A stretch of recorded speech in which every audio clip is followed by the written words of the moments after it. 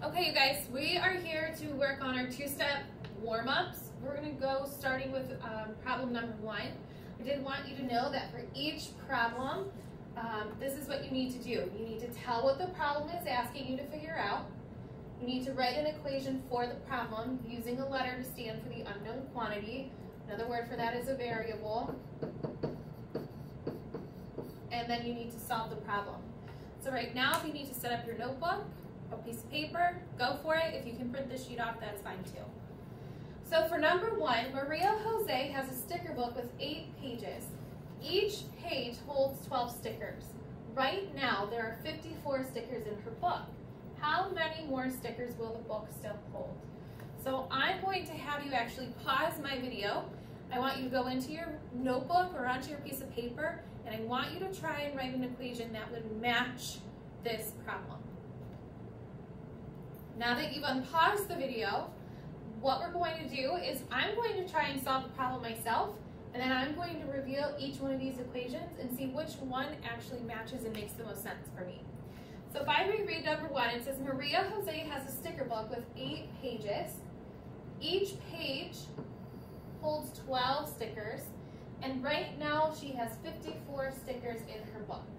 How many more stickers will the book still hold? So that's what they're asking me to find out. So step 2 now is to write an equation to match the problem.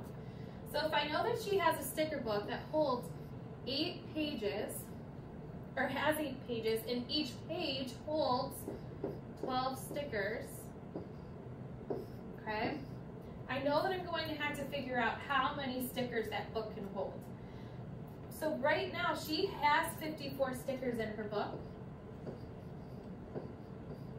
And then I need to figure out how many more she needs to fill that book up. So I'm going to put an S for stickers.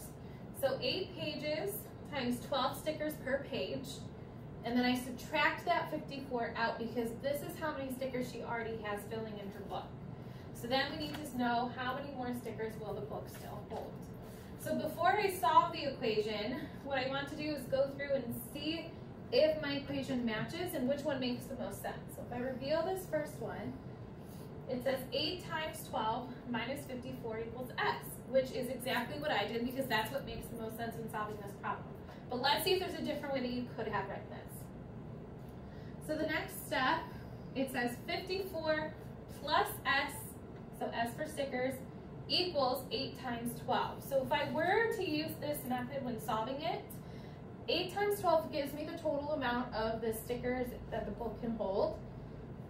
But what this does over here is I would have to say, okay, well 54 plus what equals that total amount of stickers. So I could do that, but I'm still thinking that this first equation is the best one for me to go with personally. And then the last equation says 8 times 12 minus S equals 54. So the total amount of pages minus what I still need to get to equals 54. This one I think is really confusing and it doesn't really match what they're asking us to solve. So I'm just going to put an X through that.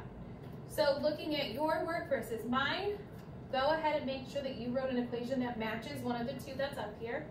And then you can go ahead and you can actually start solving the problem. So I'm going to show my work over here, and I'm just going to continue doing it with red. So 8 times 12 is a really big equation.